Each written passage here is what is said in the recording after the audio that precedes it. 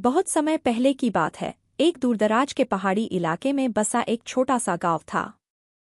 इस गांव का नाम सूर्यगिरी था। सूरज की पहली किरणें जब इन पहाड़ियों को छूती थीं तो यह गांव स्वर्ग की तरह चमक उठता था। लेकिन इस गांव में एक अनोखी बात थी। यहाँ 4 चुड़ैलें रहती थीं।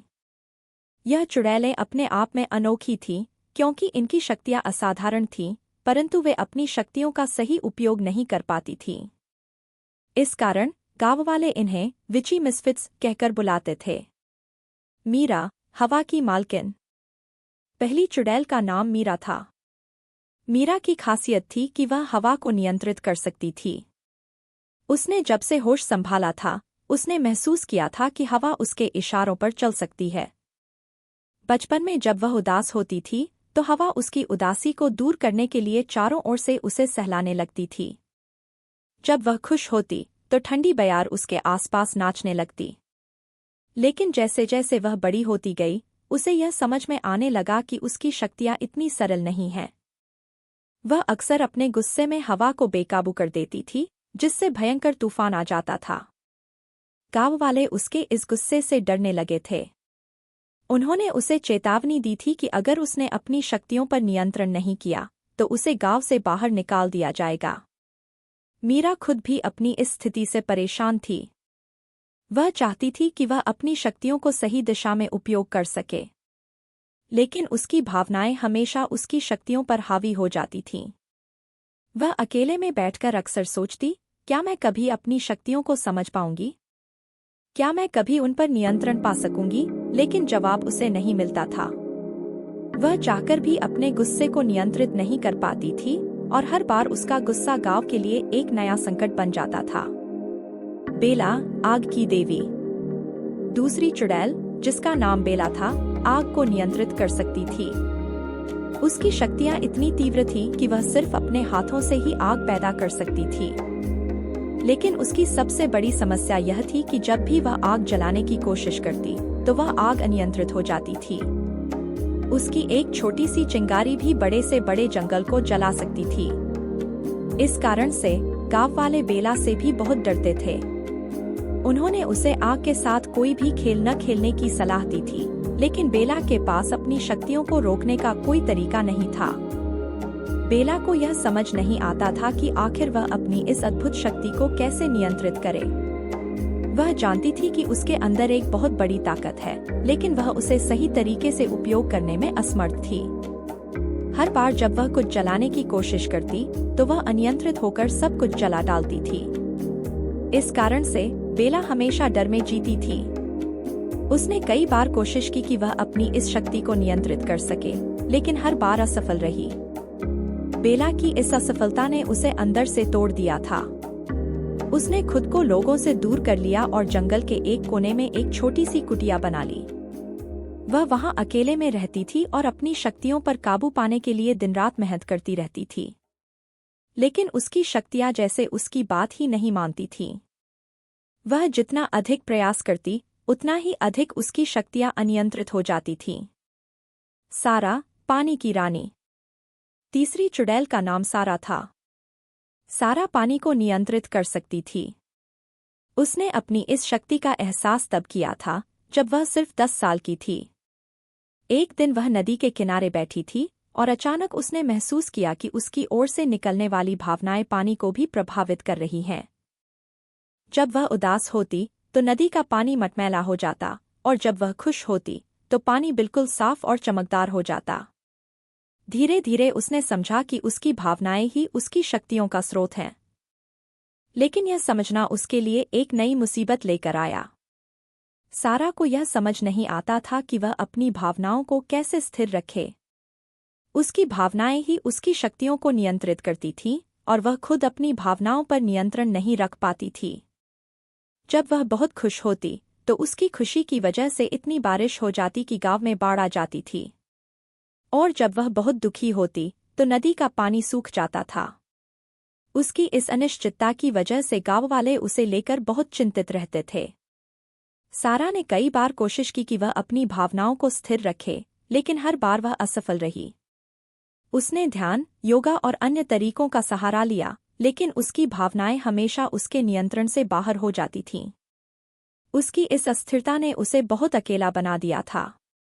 वह चाहती थी कि उसकी शक्तियां उसके लिए और उसके गांव के लिए फायदेमंद साबित हों, लेकिन हर बार उसकी असफलता उसे और अधिक निराश कर देती थी। नंदिनी, धरती की अधिपति। चौथी चुड़ैल का नाम नंदिनी था। नंदिनी धरती को नियंत्रित कर सकती थी। उसकी शक्तियां इतनी शक्तिशाली थीं कि वह धरती को हिला सकती थी, पेड़ों को झुका सकती थी और पहाड़ों को हिला सकती थी। लेकिन उसकी सबसे बड़ी समस्या यह थी कि जब भी वह अपनी शक्तियों का प्रयोग करती तो उसके हाथ से धरती का नियंत्रण निकल जाता था। छोटी सी कोशिश में भी वह बड़ा भूकंप पैदा कर देती थी। उसकी इस अनियंत्रित शक्ति ने उसे गांव वालों के बीच एक डरावनी हस्ती बना दिया था। नंदिनी अपने अंदर की इस शक्ति से बहुत डरती थी। उसने कई बार सोचा कि वह अपनी शक्तियों को छोड़ दे, लेकिन ऐसा करना उसके लिए संभव नहीं था। उसकी शक्तियां उसके साथ ही थीं और वह चाहकर भी उनसे छुटकारा नहीं पा सकती थी। नंदिनी को समझ में नहीं आता था कि वह अपनी इस शक्ति का सही उपयोग कैसे करे। वह चाहती थी कि उसकी शक्तियां गांव के भले के लिए उपयोग हों, लेकिन उसकी हर कोशिश गांव वालों के लिए एक नई मुसीबत बन जाती थी। चारों चुड़ैलों का निर्णय। एक दिन गांव के मुखिया ने इन चारों चुड़ैलों को बुलाया। मुखिया बहुत ही समझदार और दयालु व्यक्ति था। उसने चारों चुड़ैलों से कहा, तुम सबकी शक्तियां अद्भुत हैं, लेकिन तुम सब अपनी शक्तियों का सही उपयोग नहीं कर पा रही हो। तुम्हें अपनी शक्तियों को नियंत्रित करना सीखना होगा। अगर तुमने ऐसा नहीं किया तो तुम्हारी शक्तियां गांव के लिए बहुत बड़ी मुसीबत बन सकती हैं। मुखिया की बात सुनकर चारों चुड़ैलें दुखी हो गईं। उन्हें इस बात का एहसास हुआ कि उनकी शक्तियां उनके नियंत्रण से बाहर हो रही हैं और इससे उनके गांव के लोग परेशान हो रहे हैं। उन्होंने फैसला किया कि वे एक साथ मिलकर अपनी शक्तियों पर नियंत्रण पाने के लिए अभ्यास करेंगी। चारों ने गांव से दूर एक घने जंगल में जाकर अपनी शक्तियों का अभ्यास करना शुरू किया। अभ्यास और संघर्ष। चारों चुड़ैलें अब हर रोज सुबह से शाम तक अपनी शक्तियों का अभ्यास करती थीं। मीरा ने अपने गुस्से पर काबू पाना सीखा। उसने समझा कि उसकी शक्तियों का स्रोत उसका गुस्सा है और जब वह अपने गुस्से को शांत रखेगी तो उसकी शक्तियां भी उसके नियंत्रण में रहेंगी। उसने अपने मन को शांत रखने के लिए ध्यान लगाना शुरू किया। धीरे धीरे उसने महसूस किया कि वह अपनी शक्तियों को नियंत्रित कर पा रही है। अब जब वह हवा को बुलाती तो वह सिर्फ हल्की सी बयार बनकर आती, न कि भयंकर तूफान। बेला ने अपने अंदर की गर्मी को नियंत्रित करना सीखा। उसने अपने मन और शरीर को ठंडा रखने के लिए विभिन्न तरीकों का अभ्यास किया। वह खुद को शांत रखने के लिए बर्फ के पास बैठती, ठंडी पानी से नहाती और अपने मन को ठंडा रखने के लिए ध्यान लगाती। धीरे धीरे उसने महसूस किया कि वह अपनी आग की शक्तियों को भी नियंत्रित कर पा रही है। अब वह आग को जलाती थी, लेकिन बिना किसी नुकसान के। सारा ने अपनी भावनाओं को स्थिर करना सीखा। उसने महसूस किया कि उसकी शक्तियां उसके मूड पर निर्भर करती थी और उसने खुद को खुश और संतुलित रखना सीखा। उसने अपनी भावनाओं को संतुलित रखने के लिए विभिन्न तरीकों का अभ्यास किया। वह हर सुबह सूर्योदय के समय ध्यान लगाती, योग करती और अपनी भावनाओं को शांत रखने के लिए मंत्र जाप करती। धीरे धीरे उसने अपनी शक्तियों पर नियंत्रण पा लिया। अब जब वह खुश होती तो हल्की बारिश होती और जब वह उदास होती तो बस थोड़ी सी नमी महसूस होती थी। नंदिनी ने धरती को नियंत्रित करने का सही तरीका सीखा। उसने धैर्य से अभ्यास किया और धीरे धीरे धरती को बिना हिलाए उसे नियंत्रित करना सीख लिया।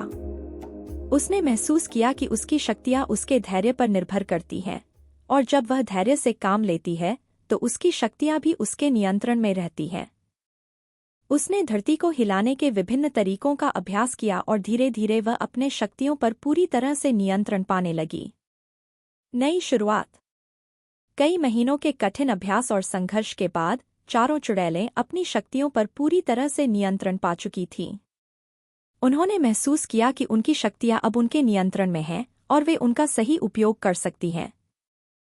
वे गांव लौट आईं और गांव वालों को बताया कि अब वे अपनी शक्तियों पर पूरी तरह से नियंत्रण पा चुकी हैं। गांव वाले पहले तो उन्हें देखकर थोड़ा डरे, लेकिन जब उन्होंने देखा कि चारों चुड़ैलें अपनी शक्तियों का सही उपयोग कर रही हैं और कोई नुकसान नहीं हो रहा है, तो वे खुश हो गए। उन्होंने चारों चुड़ैलों का स्वागत किया और उन्हें विची मिसफिट्स के बजाय महान चार का नाम दिया। अब चारों चुड़ैलें गांव के लोगों की मदद करने लगीं। मीरा अपनी हवा की शक्तियों का उपयोग करके गांव के खेतों में फसल की देखभाल करती। बेला अपनी आग की शक्तियों से गांव वालों के लिए खाना पकाने में मदद करती। सारा अपनी पानी की शक्तियों का उपयोग करके गांव में पानी की आपूर्ति करती। और नंदिनी अपनी धरती की शक्तियों का उपयोग करके गांव की सुरक्षा और स्थिरता बनाए रखने में मदद करती। चारों चुड़ैलों ने अपने गांव को एक नई दिशा दी। उन्होंने अपनी शक्तियों का सही उपयोग करके गांव को सुरक्षित और समृद्ध बना दिया।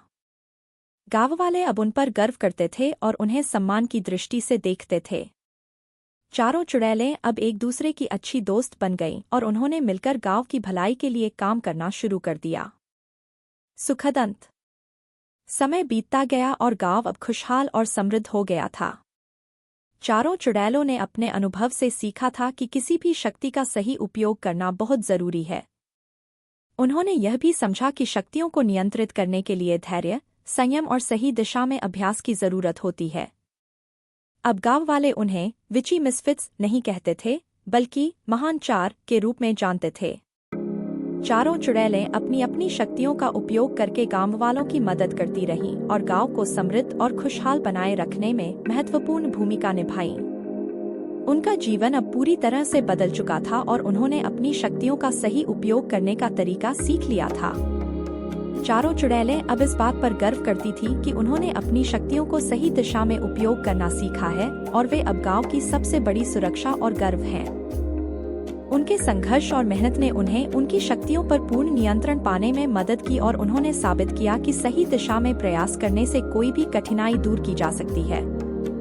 इस प्रकार चारों चुड़ैलों की कहानी ने यह सिखाया कि हर इंसान में कुछ न कुछ विशेषता होती है, लेकिन उन विशेषताओं का सही उपयोग करना आना चाहिए। मेहनत, धैर्य और संयम से किसी भी शक्ति को नियंत्रित किया जा सकता है, चाहे वह कितनी भी कठिन क्यों न हो। चारों चुड़ैलों की यह कहानी आज भी सूरज की पहली किरणों के साथ गांव के हर कोने में गूंजती है और लोगों को प्रेरित करती है कि वे अपनी शक्तियों का सही उपयोग करें और अपने जीवन को सफल और खुशहाल बनाएं।